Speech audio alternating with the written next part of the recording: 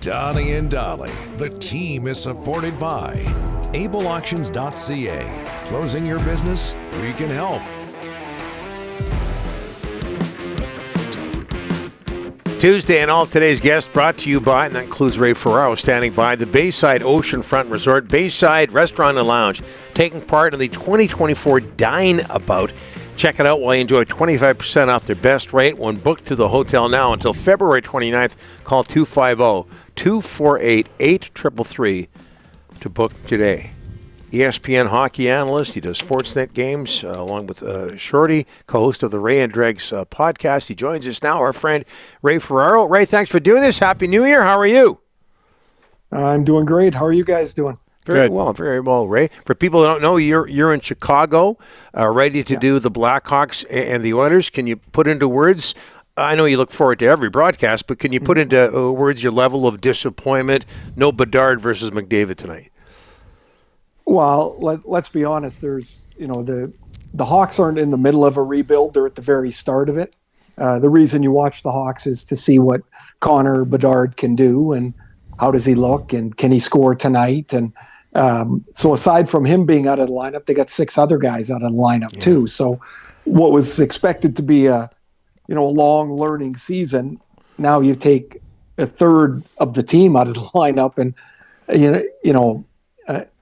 unless Edmonton forgets their skates tonight, you would think that they're going to put another 2 points in their pocket. Yet 2 days ago, this group that the Hawks put on the ice, they beat Calgary. So, that's probably a good little reminder for Edmonton. But of course, I wish Bedard was playing tonight, and he's a fun kid to watch, learning his way around the league. Canucks over the Rangers last night, 6-3. The list of impressive numbers surrounding the Canucks right now goes on and on, Ray. But what's impressed you most about the Canucks right now? I think, Donnie, the way that they've found, it hasn't been as much as Pettersson and Hughes and Miller are having phenomenal 50-point plus years. They've seemed to find different ways all the time. Like, early in the year, it didn't matter how many goals the other guys scored. The Canucks just scored more. They were outscoring teams by a great range. Then maybe the top end guys kind of leveled out a bit, and Bluger, Joshua, and Garland have had a tremendous run. And then 2 games ago, I guess, they put Miller, Pettersson, and Besser back together, and they carry the load offensively. Like it's always been a little bit different all the time. While the mainstays are the mainstays, it's been impressive how, for me anyway, how quickly and how consistently they play. And every time you think they might be primed for a little bit of a step back, it doesn't happen. They find a way. Even in the game last night, right? They give up the first goal, they score 3. They give up the Panarin goal, they make it 5-2. Then it's 5-3, they're shorthanded, they get a big kill. So whenever they've had to step up, they somehow, some way seem to find a way to do it. They've got the right personnel to do it. It's a different part of the personnel all the time, and it's been really impressive.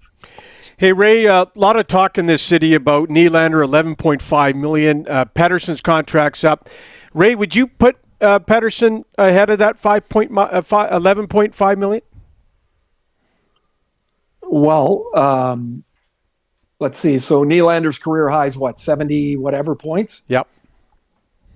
Well, so there you go. I mean, there is a difference, though. Like, Nylander was walking into unrestricted free agency. That's it. Every piece of leverage in a contract negotiation, Nylander won. Term, Nylander, 8 years. Salary, 11.5, Nylander. No trade, Nylander.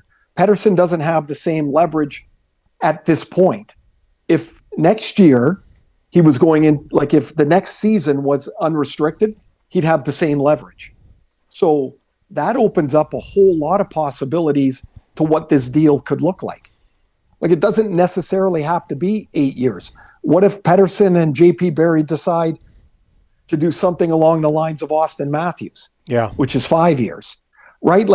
To sit here and predict it, you'd have to be able to get inside of Pettersson's head, and he hasn't given, in that I've heard, one iota of a glimmer of an idea of what he would be thinking. Ray, for the first time in a long time in this city, the Canucks are going to be buyers at the deadline. Can you tell us right now what kind of players do you think they could add at the deadline that will make a difference for them heading into the playoffs? You know what, Dolly? This is pretty interesting because I love watching Pettersson and Hughes and Miller together. Yeah. But what's really maybe just as important is to watch Mikheyev, Suter, and Kuzmenko.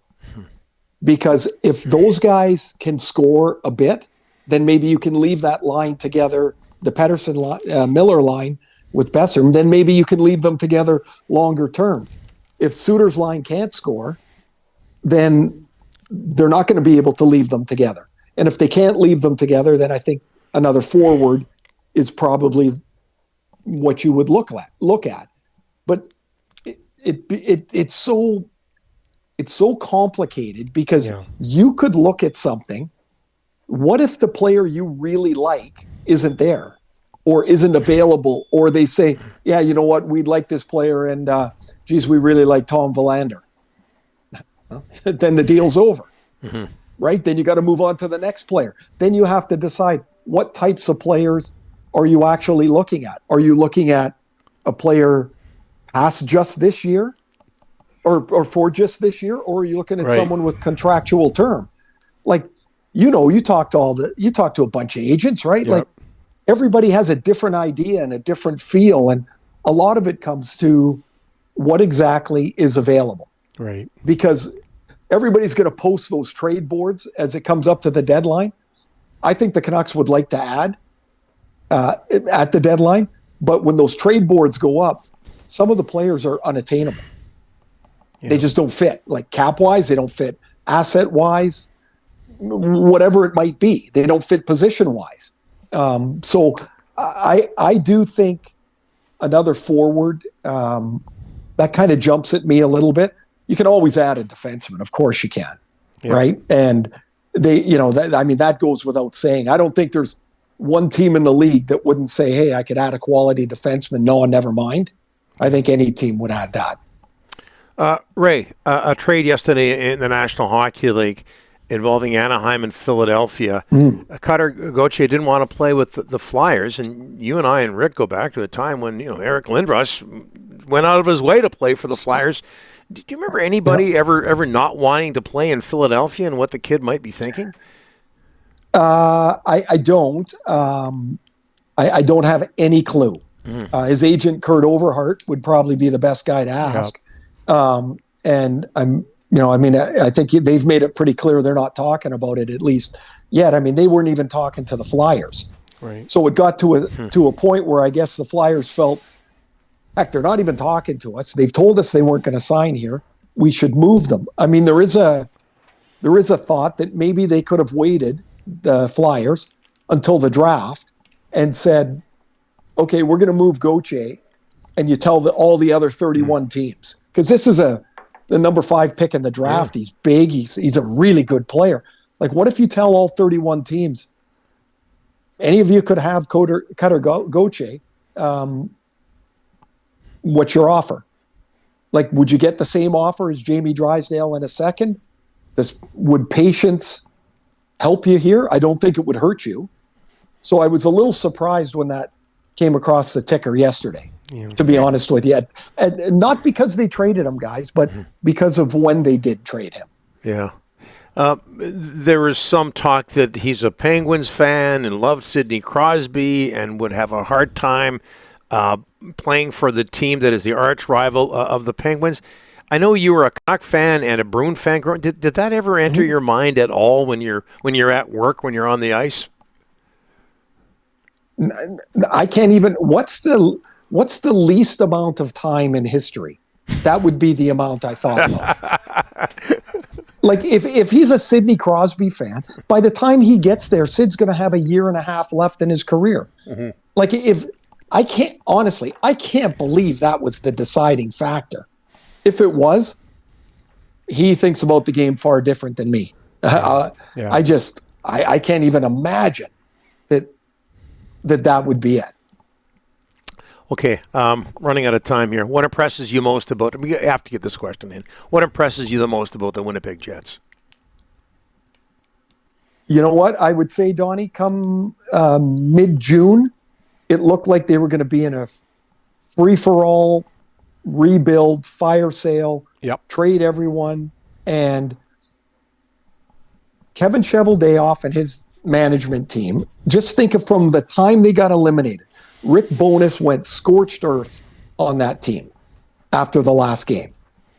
So out of that, Rick rebuilt, or Rick communicated to the players exactly what he really was disappointed with. They moved Blake Wheeler. That opened up the locker room. He's a very powerful voice. They got Scheifele and Hellebuck to sign long extensions. Nobody thought that was going to happen. They make the huge trade with LA. Dubois didn't want to be there. They turned him into really good, strong assets from the Kings. They're doing this without Kyle Connor. Man, they've given up 3 goals or less in 29 straight games. Like you say, what's impressed me? Like all of it. I think it's been just a masterful job here through the first half of the season for the Jets. Like they look like a legit team. They really do. Have a great call tonight, Ray. Appreciate you joining us. We'll try to get you back on soon. You betcha, as long as Ryan can put it together, and we all know what a challenge that is for Ryan. Very challenging, very challenging. He got it done today. Try working with him every day. He almost botched it, but he got it. He did it. Yeah. All right, Ray. Thanks so much. Guys, have a great day and all the best in 24. Eh? You bet. Same to you.